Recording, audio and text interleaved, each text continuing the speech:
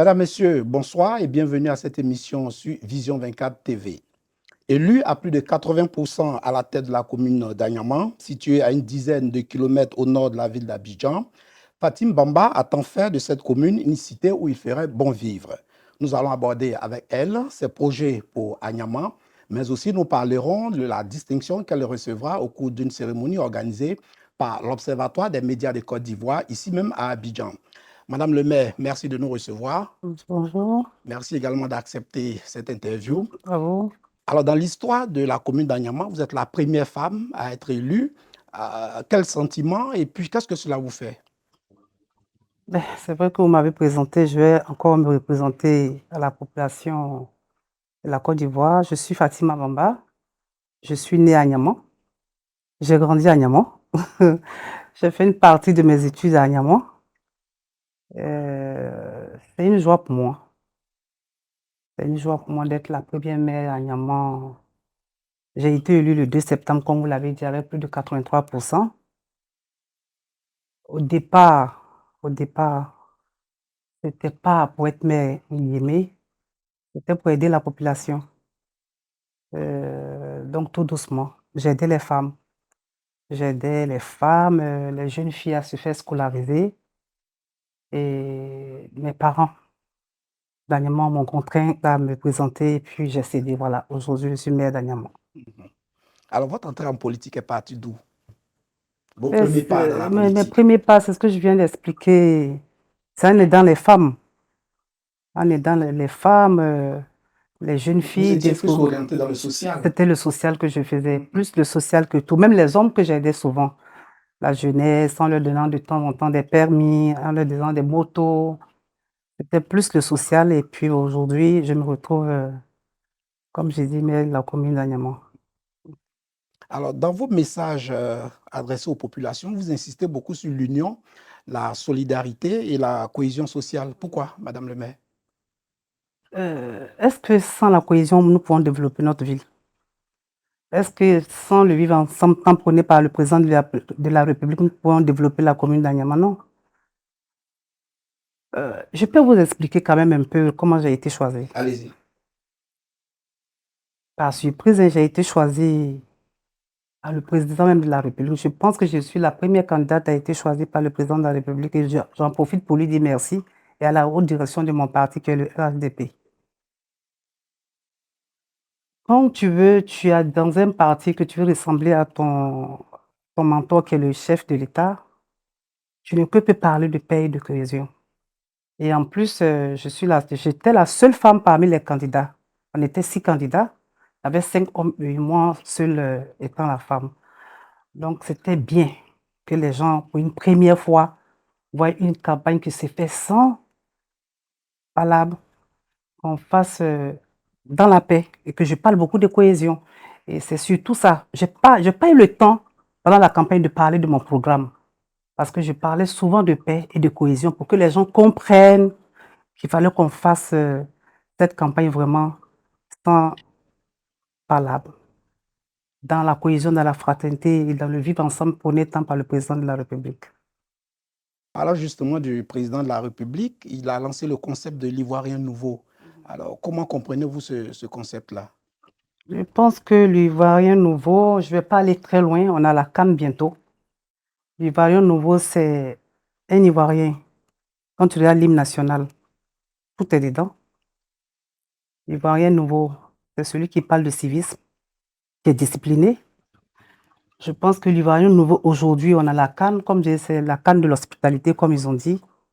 Chacun de nous doit commencer à nettoyer devant sa porte pour recevoir les étrangers qui arrivent, à être très discipliné, à être très courtois.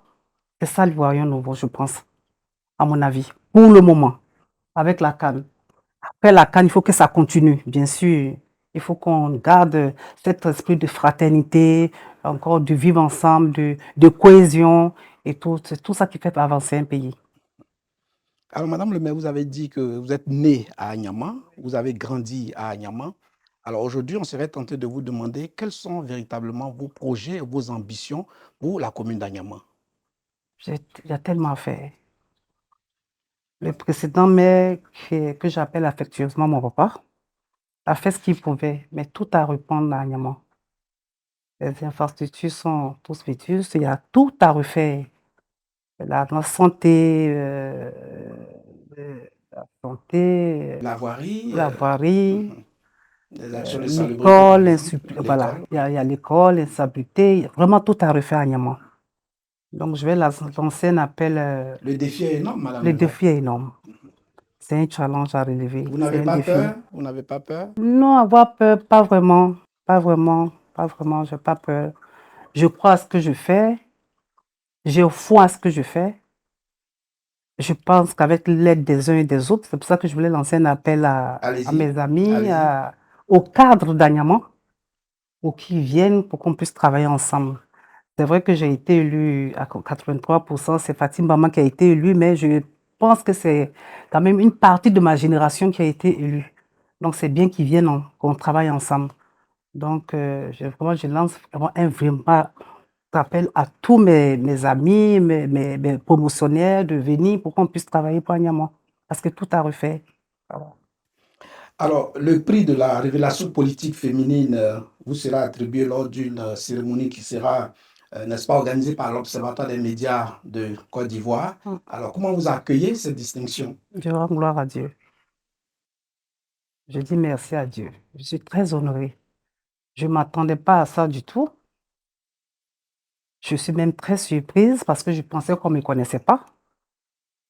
Avec aujourd'hui, je me rends compte que je suis très connue, je suis très suivie, que je dois faire très attention. Je dis merci. Et je profite de l'occasion pour dire merci à tout mon entourage, à mes frères et sœurs qui m'ont entouré, à mes enfants qui m'ont vraiment encadré pendant toute la campagne. Je leur dis vraiment merci. Et je dédie ce prix à la première dame, qui est quand même un poids pour moi, et à toutes les femmes d'Anyama. À elles le prix, pas à moi. Voilà, merci. Madame le maire, est-ce que ce prix va constituer, par exemple, un booster pour vous Bien dans vos sûr, actions? bien sûr que il faut que je travaille maintenant 2 fois plus. Si je travaille une fois, je dois travailler peut-être 4-5 fois. Vous ne vous rendez pas compte, mais ce prix, ça va vraiment booster toutes mes actions. Je serai encore plus connue, je pense, et je n'ai pas droit à l'erreur. C'est de travailler et de travailler. Un appel à toute la population d'Anyama? Je lance, l'appel que je peux lancer à la population d'Anyama, c'est toujours la cohésion entre filles et filles d'Anyama. De vivre ensemble, on a la CAN bientôt. Et c'est à Niamey que ça se joue le match. Vous savez, on a ce privilège-là, cette année, que la CAN se joue dans la commune d'Anyama, dans le village Mbimpe. On dit merci au chef de l'État et je profite de l'occasion, en tout cas, pour dire, lancer un appel à la population, toute entente confondue, de rester courtois. Bientôt, on va se mettre au travail pour accueillir tous ceux qui vont venir, que ce soit les joueurs, les supporters, tout le monde entier sera à Niamey. On leur réserve vraiment un accueil chaleureux. Je vous remercie. Merci, Madame le maire, d'avoir répondu à nos questions. Merci beaucoup. C'est moi qui vous dis merci.